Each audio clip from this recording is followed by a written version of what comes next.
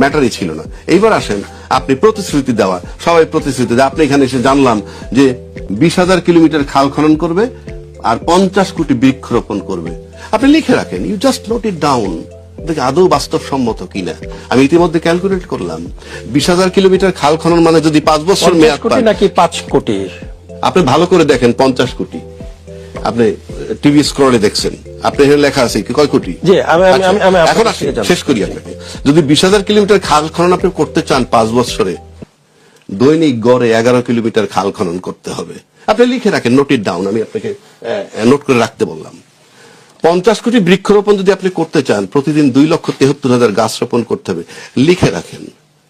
দেশটাই তো থাকবে না। 20,000 কিলোমিটার খাল খনন করলে সব নদী, আর 50 কোটি বৃক্ষরোপণ কইরে দেখেন তো দেশে ল্যান্ড থাকে কিনা। একটা কথার কথা বললাম। সুতরাং আপনি মানে সবকিছু ভায়াবল, বাস্তবসম্মত, গ্রহণযোগ্য হতে হবে। আমরা হতাশ হচ্ছি প্রতিদিন। এখন যদি বলেন আপনি হতাশ হলে কি আসে যায়, কিচ্ছু আসে যায় না।